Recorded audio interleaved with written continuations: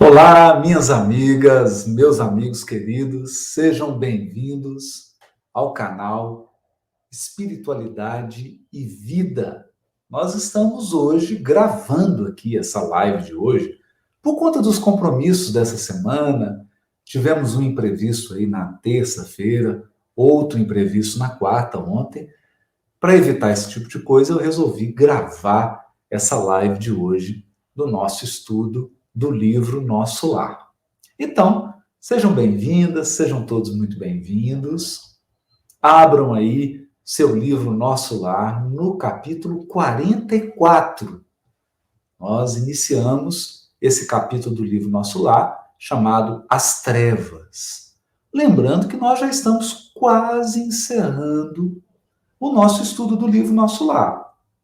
E como essa live é sobre a série André Luiz, nós pretendemos dar sequência nesse estudo e o próximo será o livro Os Mensageiros, que é a sequência da obra Nosso Lar. Então vamos já nos preparando aí para a continuidade desse estudo e nos deleitando, nos edificando com esse conteúdo maravilhoso da série André Luiz, um conteúdo muito especial.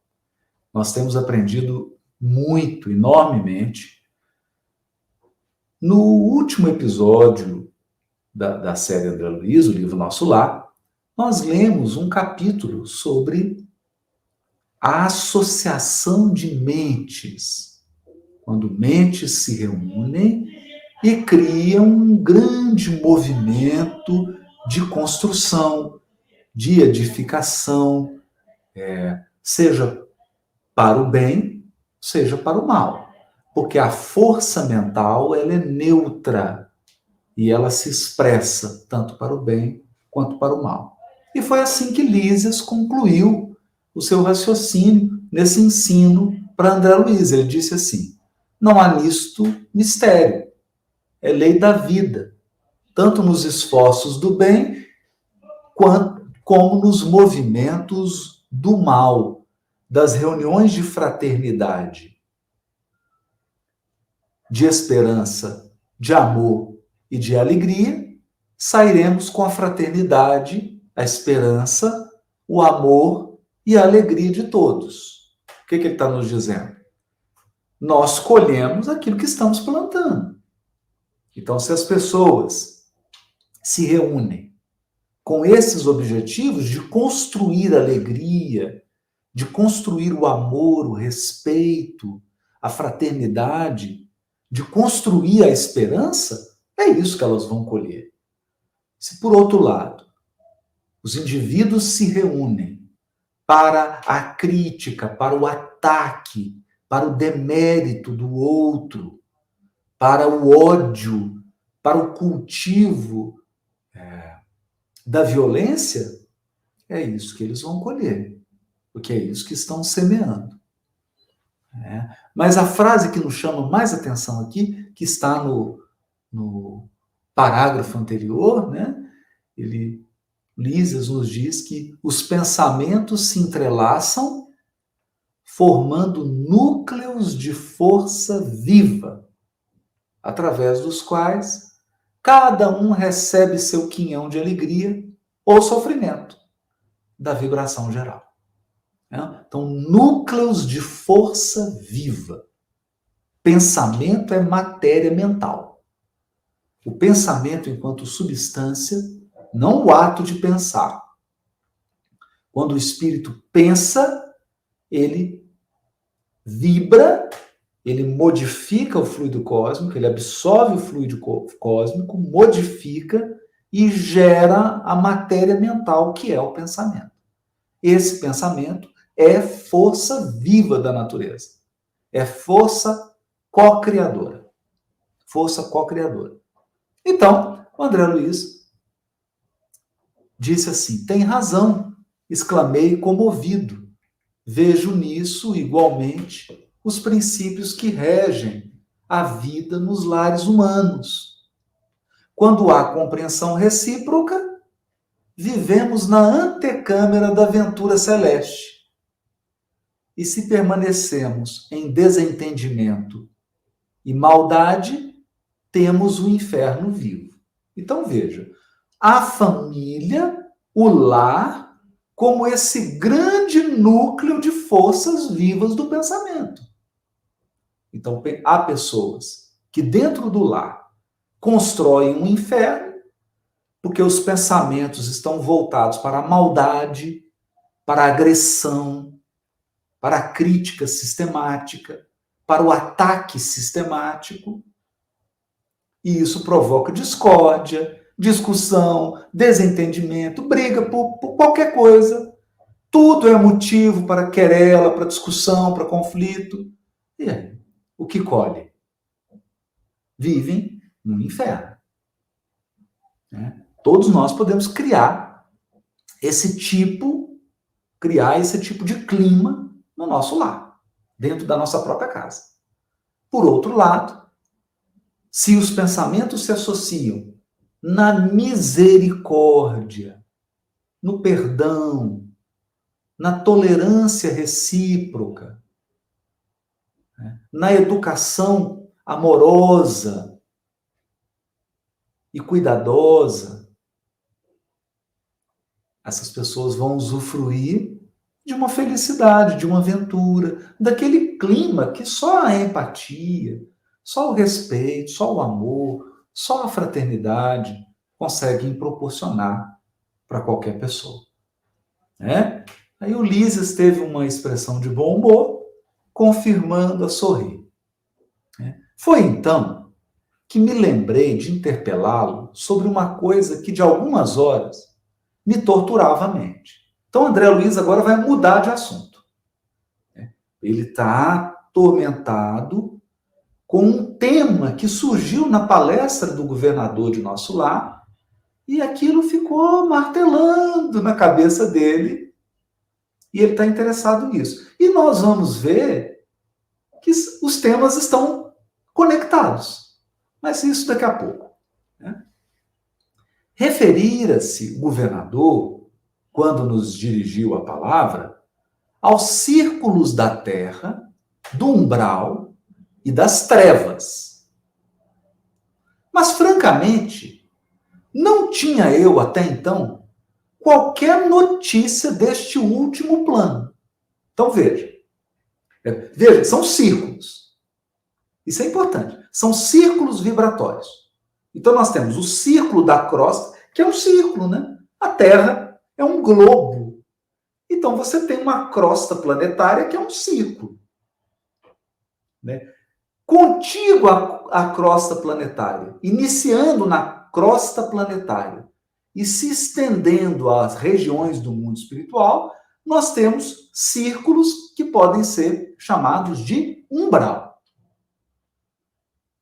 E tem círculos que são chamados de trevas. É isso que nós vamos aprender hoje. Então, olha que interessante. Não seria região trevosa o próprio umbral? O próprio umbral, onde vivera por minha vez em sombras densas durante anos consecutivos? Então o André Luiz está perguntando, ora, mas as trevas aí não são o próprio umbral? Onde eu fiquei, ele ficou 8 anos lá. Né? Vivendo aquele tormento, correndo, uma situação penosa. Haveria um lugar pior do que o umbral? Uma região de maior sofrimento ainda? Né? Não via nas câmaras numerosas, não via nas câmaras numerosos desequilibrados e doentes de toda a espécie, procedentes das zonas umbralinas? Então, o André Luiz estava trabalhando nas câmaras de retificação. Então, a todo momento, nós vimos isso. Eles recebiam espíritos recolhidos do umbral para tratamento como se fosse um pronto-socorro, um pronto atendimento. Lá no Ministério da Regeneração. Todos eles eram provenientes do umbral.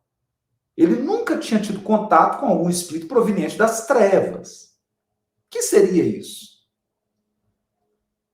Recordando que Lísias me dera esclarecimentos tão valiosos da minha própria situação, no início da minha experiência em nosso lar, confiei-lhe minhas dúvidas íntimas, expondo-lhe a perplexidade em que me encontrava. Então, André Luiz ficou perplexo, né?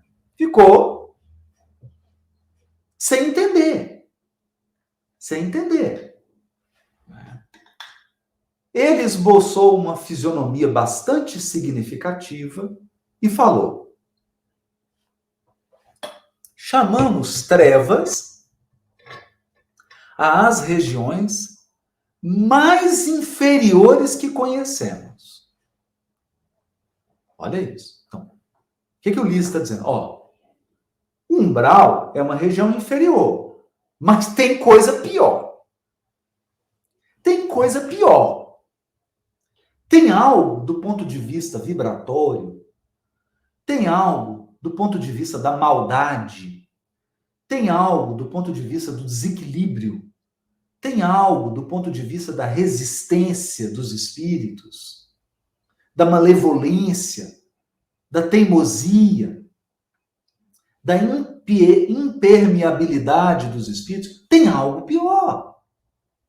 Tem algo ainda mais vil, ainda mais baixo. E aí é bom lembrar, né, um advérbio em latim. Existe um advérbio, é um advérbio. Advérbio de lugar. Infernos. Infernos. Infernos, em latim, é o que está abaixo, o que está mais abaixo. Abaixo. Isso é infernos. Então, nesse sentido, as trevas estão infernos em relação ao umbral, ou seja, estão abaixo. Estão um nível abaixo, em complicação, em sofrimento, em maldade, em revolta, em teimosia. Abaixo. Então, isso que o Lísias está dizendo. Existem regiões mais inferiores ainda. Considere as criaturas como itinerantes da vida. Todos nós. Todos nós somos peregrinos. Estamos numa grande peregrinação evolutiva. Enquanto você não se torna espírito puro, que é o espírito que chegou, ele chegou no mundo celeste. Ele é puro. Não está mais, diz Kardec, quem diz isso é Kardec. Lá nas questões 114, 115, 117 do Livro dos Espíritos. O espírito puro não está mais sujeito à encarnação em corpos perecíveis, não estão mais sujeitos a provas, não estão mais sujeitos a expiações. Atingiram um estado de pureza. Agora estão em comunhão com Deus, vivendo a vida exclusivamente espiritual na plenitude. Esses chegaram no destino. Eles não são mais peregrinos, eles não estão peregrinando. Abaixo dos espíritos puros estão os espíritos itinerantes, peregrinos, que Kardec chama de errantes. Errantes por quê? Eles não têm morada fixa, eles estão evoluindo. Estão evoluindo. Uma hora estão encarnados, num local, num país, numa região, outra hora estão no mundo espiritual, numa determinada esfera, vão evoluindo, vão mudando de posição, vão encarnando, vão evoluindo, itinerantes, peregrinos, estão numa grande travessia. Esses somos nós, espíritos da terceira ordem. E espíritos da segunda ordem são peregrinos, estão em busca de, estão a caminho de, estão se dirigindo a, estão caminhando para os mundos celestes, estão caminhando para a comunhão com Deus, estão a caminho. E aí não tem como não fazermos analogia com o livro bíblico Êxodo, de Moisés. A peregrinação dos hebreus é um grande símbolo da evolução do espírito.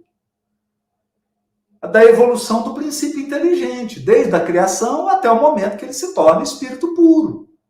Essa é a grande peregrinação, esse é o grande êxodo do espírito.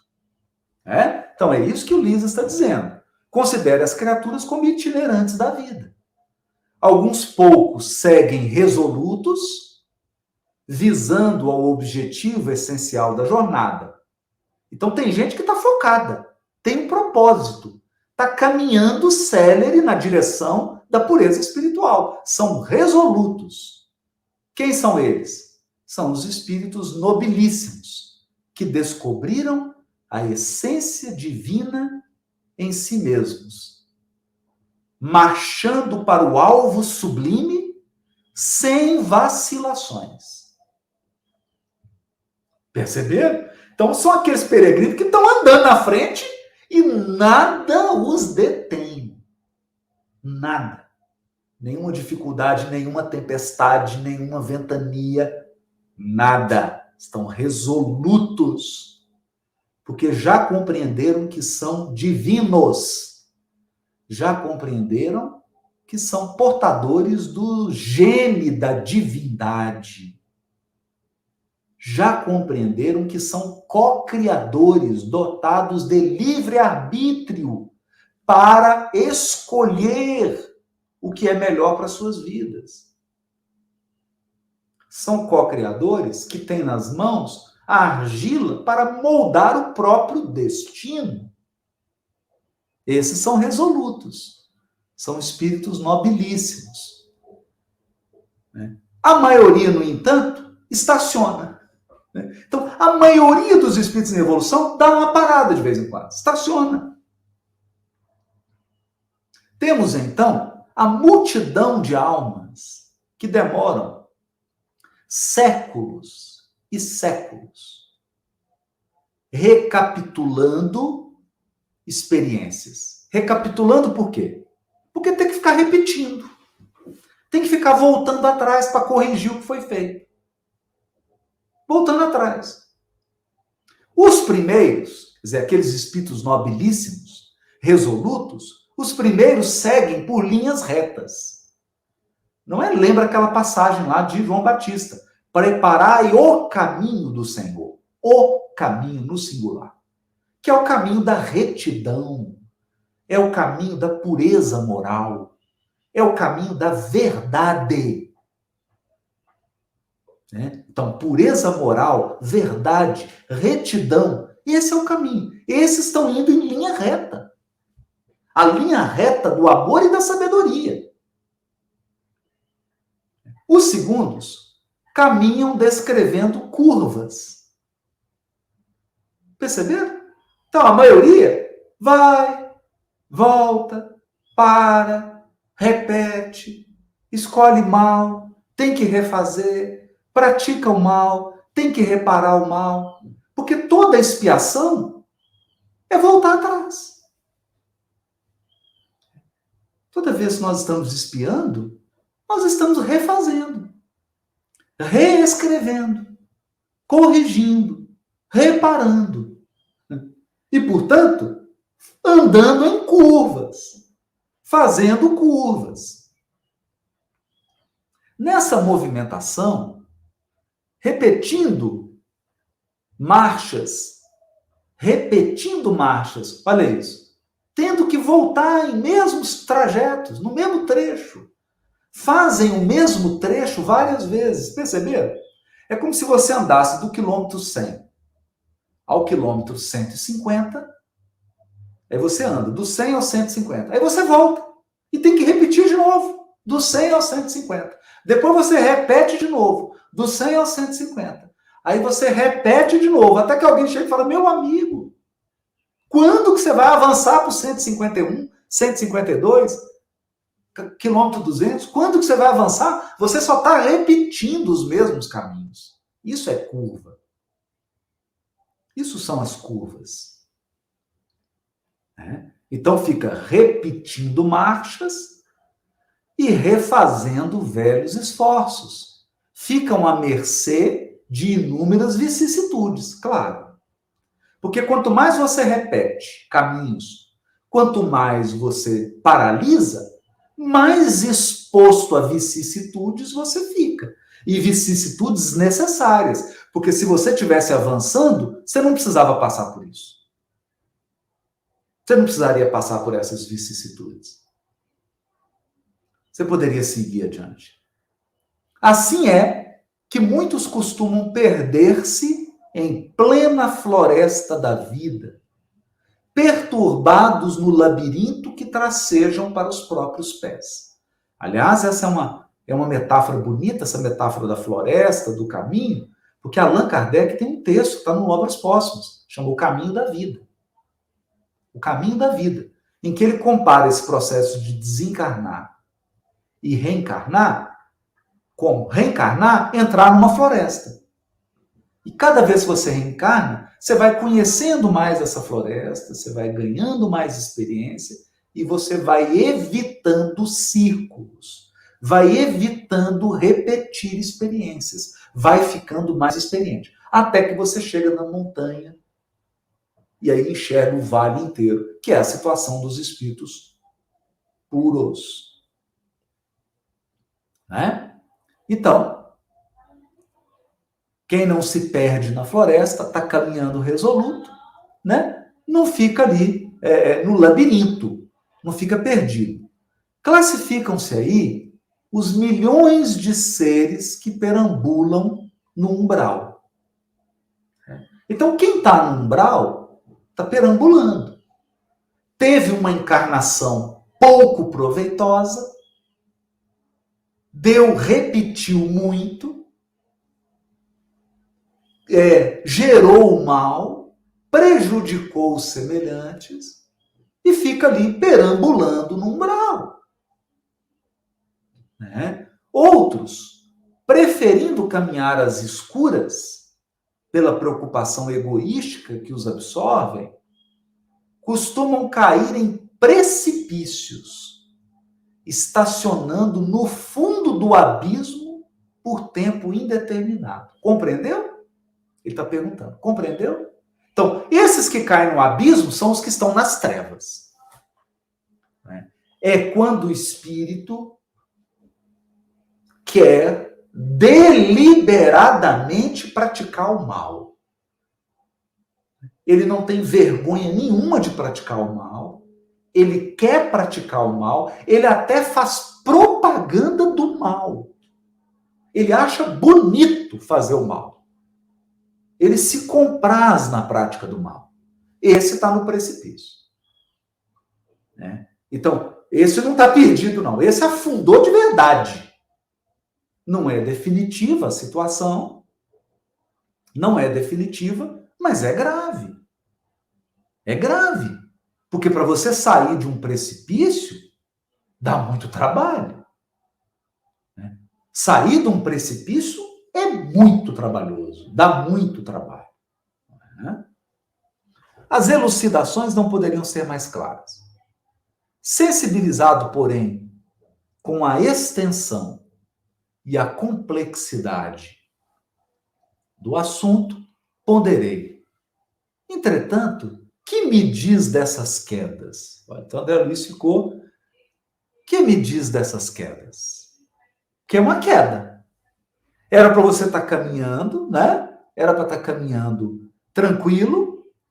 No entanto, o espírito tomba nos precipícios. Tomba em precipícios. Né? Aí o Ulisses, olha só, o que me diz dessas quedas? Verificam-se apenas na Terra? É só no planeta Terra? Somente os encarnados são suscetíveis de precipitação no despenhadeiro? É uma pergunta interessante, né? Lísias pensou um minuto e respondeu: sua observação é oportuna. Em qualquer lugar, o espírito pode precipitar-se nas furnas do mal. Em qualquer ordem, em qualquer planeta, em qualquer galáxia, em qualquer sistema solar. Essa é uma questão do espírito, não é uma questão de um planeta. É algo que pode acontecer com qualquer espírito. né? Então, qualquer espírito. Interessante isso, né? Em qualquer lugar, o espírito pode precipitar-se nas furnas do mal. Salientando-se, porém, que nas esferas superiores as defesas são mais fortes, imprimindo-se, consequentemente, mais intensidade de culpa na falta cometida. Olha isso. Então, quanto mais você sobe, menos oportunidade de praticar o mal você tem. Porque as defesas contra o mal são maiores, a vigilância é maior. Então, se você cai, se você tomba, a culpa é maior, a falta é maior. Entretanto, objetei, a queda sempre me pareceu impossível nas regiões estranhas ao corpo terreno. Olha a ideia do André Luiz. Quer dizer, ele estava imaginando que desencarnou, não caio mais. Essa é a grande ilusão, né? A gente acha que a desencarnação torna a pessoa um anjo, torna o espírito puro. Não é assim. Definitivamente não é assim. Um segundo depois da sua encarnação, você é exatamente o que você era um segundo antes dela. Nem mais, nem menos. Percebe? O que você era um segundo antes de desencarnar é o que você será um segundo depois de desencarnar. A mesma coisa. A mesma coisa. Né? Então, se um segundo antes de desencarnar, essa pessoa cultivava o mal, a maledicência, o ódio, a divisão, o ataque, a violência, um segundo depois dela desencarnar, o que ela vai fazer? Cultivar o ódio, a violência, a dissensão, a divisão, o ataque, a mesma coisa. Se um segundo antes de desencarnar, você era alguém que buscava o bem, a fraternidade, a benevolência, a indulgência, o perdão, o amor, um segundo depois, o que vai acontecer? A mesma coisa. Você vai continuar sendo a mesma pessoa que busca o bem. A desencarnação não opera milagres. A desencarnação não opera transformações mágicas, instantâneas. Isso não existe. Isso não existe. Então, André Luiz está dizendo, a queda sempre me pareceu impossível nas regiões estranhas ao corpo terreno. O ambiente divino, o conhecimento da verdade, o auxílio superior, figuravam-se-me antídotos infalíveis ao veneno da vaidade e da tentação. Olha isso. Então, André Luiz falou assim, olha, poxa, eu estou no mundo espiritual. Agora eu conheço a verdade, eu sei que a vida não cessa. Eu conheço agora a verdade. Eu vejo os espíritos superiores me auxiliando. Eu tenho acesso ao antídoto do veneno da vaidade e da tentação. Aí o Lísia sorriu e esclareceu. O problema da tentação é mais complexo. As paisagens do planeta terrestre estão cheias de ambiente divino, conhecimento da verdade e auxílio superior. Percebeu o raciocínio do Lísias? É como se ele estivesse dizendo para o André Luiz assim, escuta, por que, André, você acredita que só existe ambiente divino, conhecimento da verdade e auxílio superior só aqui no mundo espiritual? Você acha que isso não tem na Terra? Não tem aqui na crosta? Tem. Tem. Tem muito espírito encarnado que transforma o seu lar, os ambientes, num ambiente divino. Tem muito espírito encarnado que está na busca e na vivência da verdade. Tem muito espírito encarnado que está em total conexão com o auxílio superior, enquanto está encarnada aqui na Terra. E tem uma maioria que está fugindo da verdade, fugindo do auxílio superior e fugindo dos ambientes divinos, preferindo o ambiente do vício, o ambiente do mal, o ambiente da violência, o ambiente do ataque. Olha que inteligência do Lises. Por que você está achando que só tem isso aqui? O bem está em todos os cantos do universo. Mas não são todas as pessoas que querem o bem. Não são poucos os que compartem ali na Terra de batalhas destruidoras entre as árvores acolhedoras e os campos primaveris. Muitos cometem homicídios ao luar. Perceberam, gente? Você tem batalhas sangrentas em paisagens maravilhosas. O que quer dizer isso? Que o ser humano transforma um lugar belíssimo num inferno. Quantas guerras aconteceram na beira do mar? Numa praia? Não é? Quantos homicídios são praticados à luz do luar?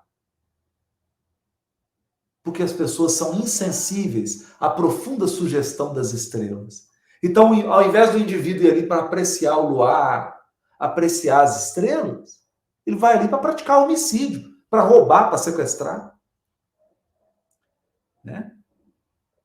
Outros exploram os mais fracos, ouvindo elevadas revelações da verdade superior.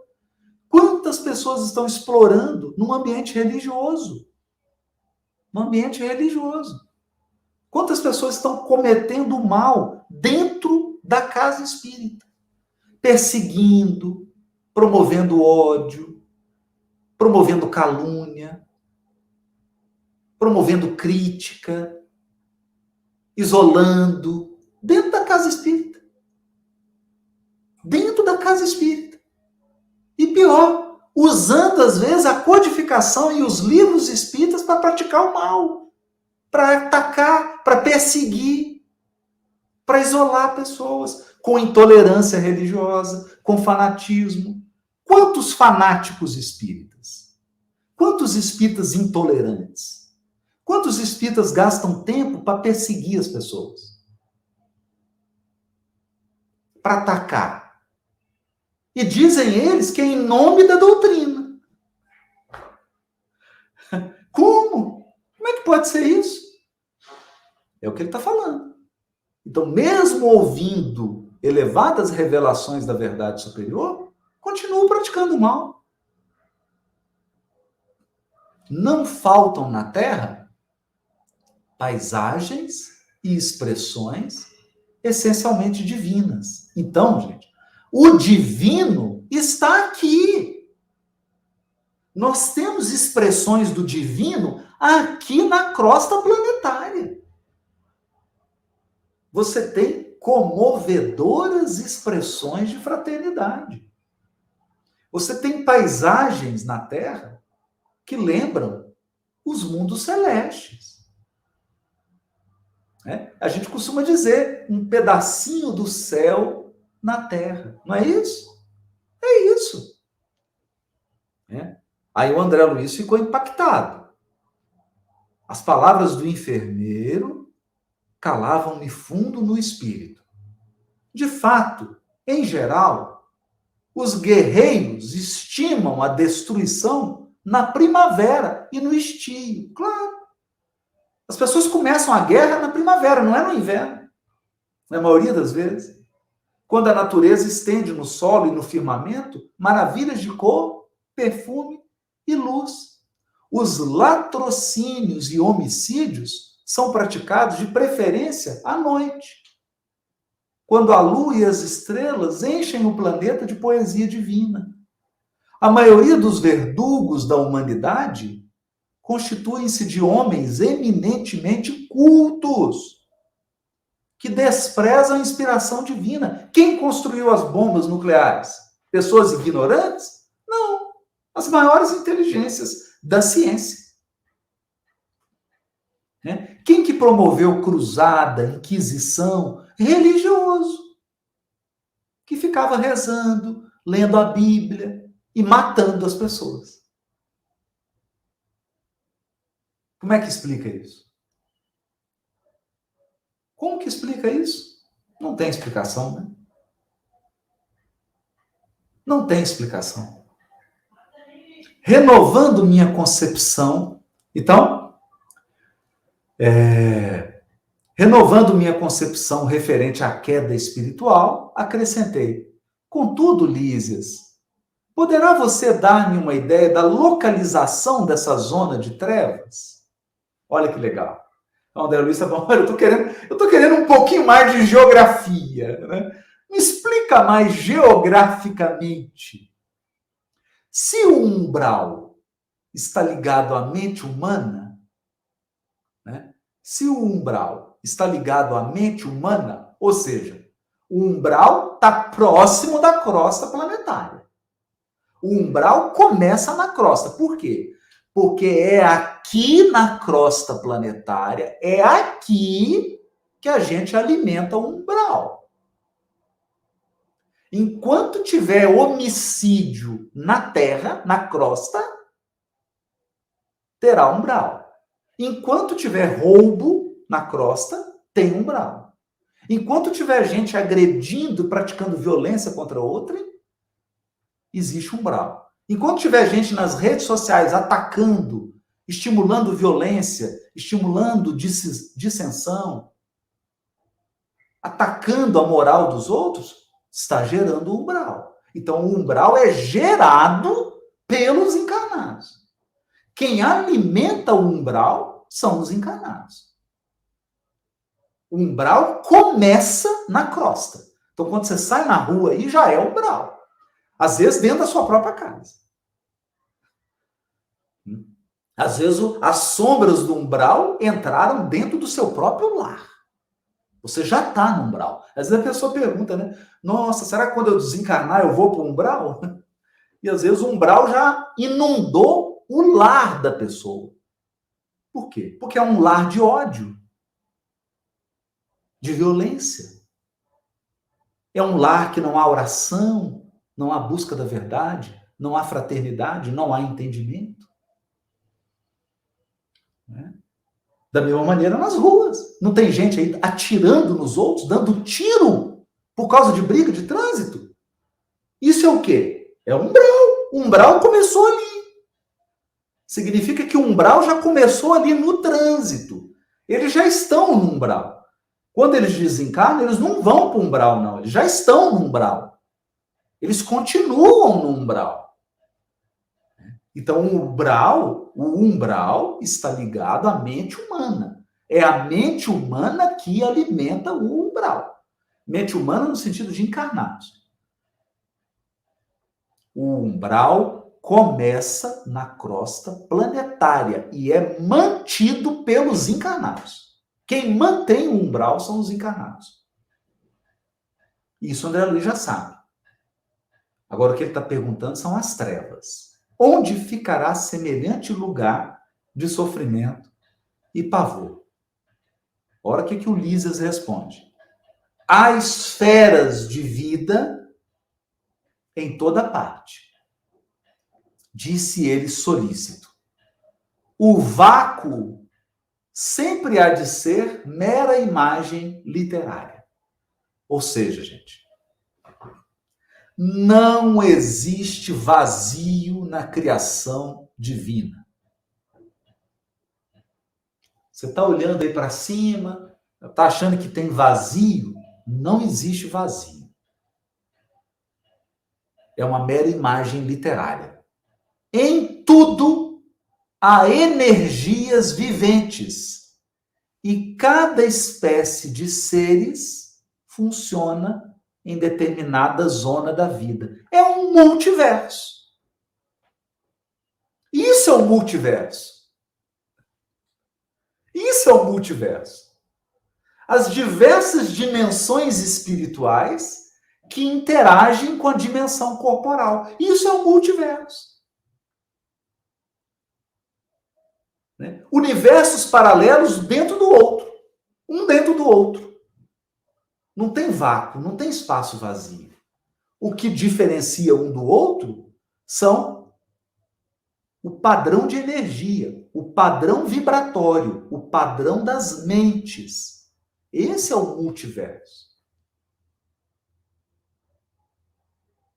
Esse é um multiverso. Por isso, gente, não adianta você pegar um avião, sobrevoar e subir o céu do Rio de Janeiro e achar que você vai passar pela colônia Nosso Lar. Não vai.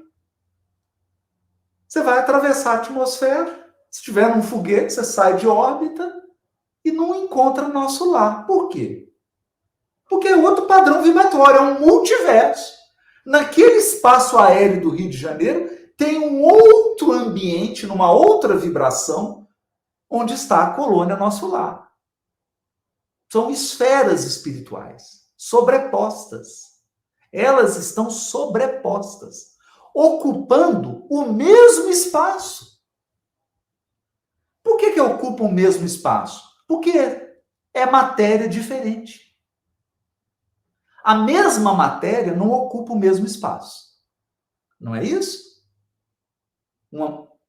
Uma partícula, uma substância, não pode ocupar o mesmo espaço. Mas substâncias, partículas em outras vibrações ocupam o mesmo espaço e criam realidades paralelas, criam multiversos dentro de um mesmo espaço. Esse é o segredo. Né? Em tudo há energias viventes e cada espécie de seres funciona em determinada zona da vida. Depois de pequeno intervalo, em que pareceu meditar profundamente, continuou. Naturalmente, como aconteceu a nós outros, você situou como região de existência, além da morte do corpo, apenas os círculos a se iniciarem da superfície do globo para cima. Ou seja, você falou, André, você só pensou nos círculos que estão na crosta para cima. Esquecido do nível para baixo. Então, da crosta para baixo. A vida, contudo, palpita na profundeza dos mares e no âmago da terra. Na profundeza dos mares e no âmago da terra. Por quê? Abaixo da crosta existem esferas inferiores. Por quê? Porque elas são densas. Porque elas são inferiores. Olha a palavra. Inferior é o que está abaixo.